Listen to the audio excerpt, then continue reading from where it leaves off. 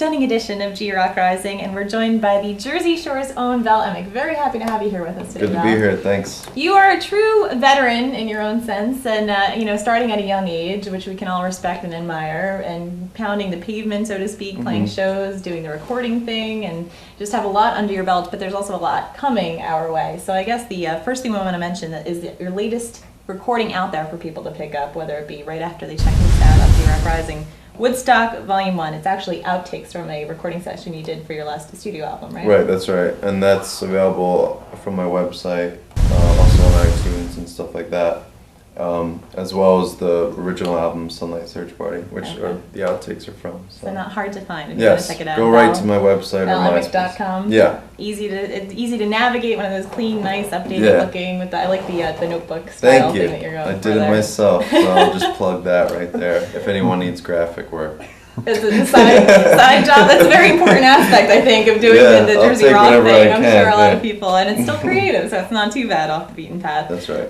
So aside from the great website and the recordings that you already have, that people are able to pick up that are newer, you've been doing some studio work this summer, right? Yeah, I actually went to LA for about a week with the guy I did those 2 records with, Jason Cupp, and we just recorded some stuff. The past stuff I did with the band, so I wanted to just go out there by myself and see what happened.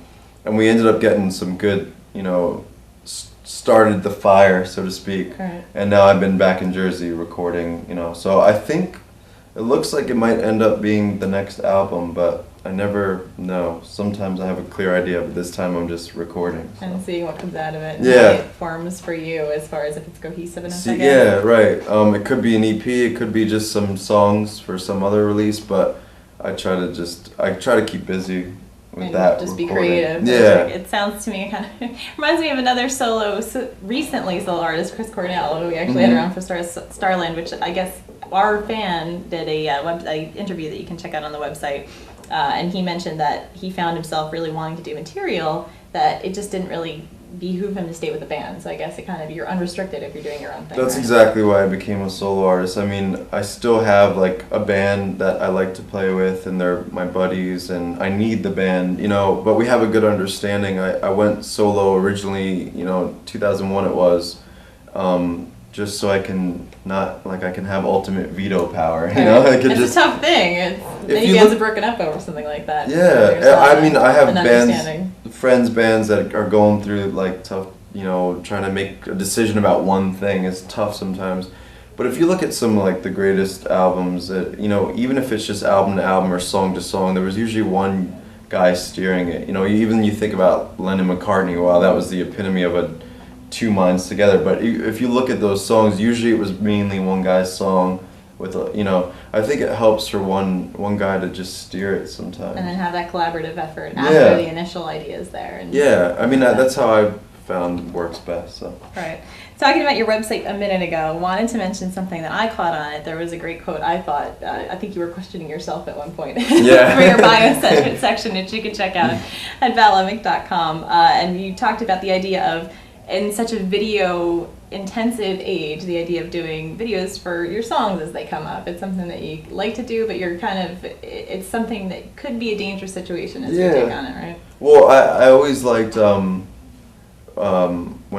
there's ambiguity in music and mystery. I feel like once in today's age, I feel like everyone, there's diaries about everyone and videos about everyone and how they write, and there's no mystery to it. And I think that my favorite bands, I wonder, like, how does Radiohead act in the studio? I wish I could be a fly on the wall. So, I don't know, I think that there's a double-edged sword when you make videos. Like, you don't want to simplify the song's meaning for someone who's like, oh, I didn't know it was a love song. I thought it was about, whatever, war. I don't know, It could be a weird situation when you attach other images to it that people totally weren't thinking of necessarily. Right, like that's the last 2 videos I did. We took a more of an abstract approach. The last video was with puppets, and we thought, because sometimes that's the best way to get around it, is to come from somewhere completely different. Yeah, but I like doing videos. It's like any way to be creative and not sit behind a desk or Shovel dirt sounds good to me. You can identify with that here at Yeah. G-Rock. In just a moment, we'll keep with the mystique of it, because we'll let you just do your songs and people can interpret them the way that they want. But Cool. first, I want to mention a couple dates that you have coming up that people can check you out at. September 4th in New York at Bowery Ballroom. Sounds like That's right. an excellent show to check Yeah.